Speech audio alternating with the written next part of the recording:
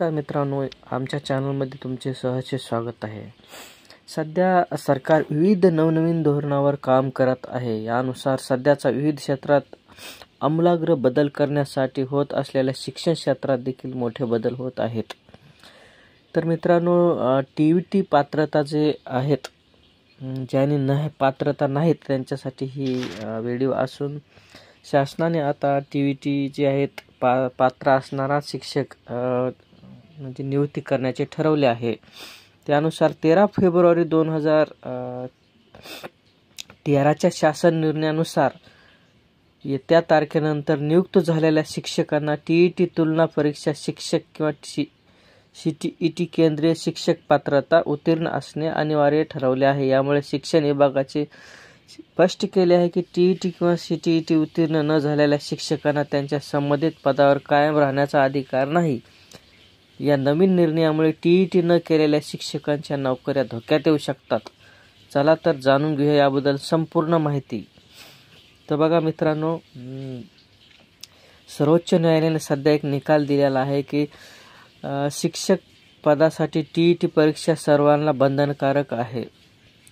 खाजगी शाळांमधील अंदाजे 10 ते 11 हजार शिक्षकावर गंडांतर येणार आहे। या निर्णयामुळे शिक्षकांमध्ये मोठ्या प्रमाणात अस्थिरता पसरली असून शिक्षक संघटनांनी पुनर्याचिका सर्वोच्च न्यायालयात दाखल करण्याची तयारी दर्शवली आहे।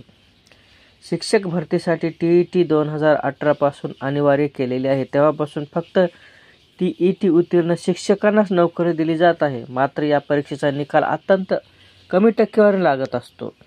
सर्वोच्च न्यायालयात दाखल केल्यानंतर याचिकेमध्ये सर्वोच्च न्यायालयाने जे रिझल्ट दिलेला आहे त्यामध्ये सर्वच शिक्षकांना अनिवार्य करण्याचा आदेश दिला आहे।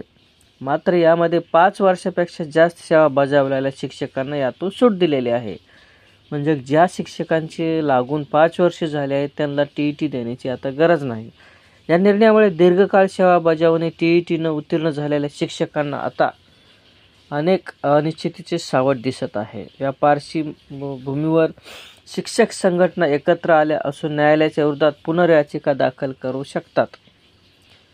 संघटनांचे म्हणणे आहे की सर्वांना पुन्हा टीईटी परीक्षा देण्याची सक्ती करणे म्हणजे अन्यायकारक पाऊल आहे। त्यामुळे शिक्षकांच्या व्यावसायिक आयुष्यावर गंभीर परिणाम होऊ शकतो। यामुळे शिक्षकांना असुरक्षेच्या छायाखाली जगावं लागत आहे। त्याचा परिणाम त्यांच्यावर होत आहे, म्हणजे गुणवत्तेवर। वास्तविक टीईटी प्रमाणपत्र घोटाळा देखील मोठ्या प्रमाणात झाल्यामुळे अधिक कठोर धोरण अवलंबले आहे शासनाने। राज्यातील काही खाजगी शाळांनी टीईटी न मिळवलेल्या शिक्षकांना नियुक्ती दिली असल्यामुळे त्यांना त्या पदावर कार्यरत राहण्याचा अधिकार नाही। त्यामुळे टीईटी उत्तीर्ण झालेले शिक्षकच त्या पदावर राहू शकतात। शालेय शिक्षण विभागाने 21 एप्रिल पर्यंत मुख्याध्यापकांना आदेश दिला आहे। या आदेशानुसार मुख्याध्यापकांना त्यांच्या शाळेतील टीईटी किंवा सीटीईटी परीक्षा उत्तीर्ण न झालेल्या शिक्षकांची माहिती सादर करावी लागणार आहे। यामध्ये शाळेचे नाव, UDAIS कोड, शाळेचे माध्यम आणि टीईटी उत्तीर्ण न झालेल्या शिक्षकांचे नाव समाविष्ट आहे। हे आदेश त्याच संदर्भात दिले गेलेले आहेत की शालेय विभागाने शिक्षकांच्या भरती प्रक्रियेतून बोगस प्रमाणपत्र धारकांची संकलित माहिती जावी। कादर शेख, प्राथमिक शिक्षण अधिकारी, सोलापूर यांनी सांगितले की टीईटी न झालेल्या शिक्षकांना त्या पदावर राहण्याचा अधिकार आणि योग्य माहिती सादर होण्यास संबंधित शिक्षकावर कारवाई केली जाऊ शकते।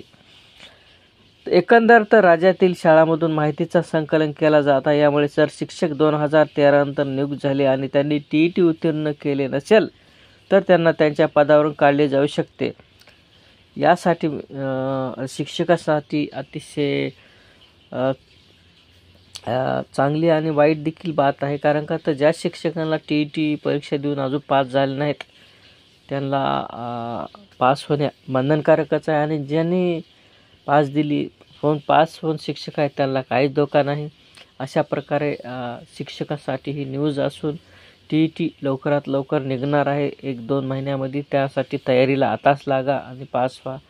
चॅनलमध्ये नवीन असाल तर चॅनलला सबस्क्राईब करा। असेच नवनवीन व्हिडिओ तुम्हाला पाहायला मिळतील। धन्यवाद।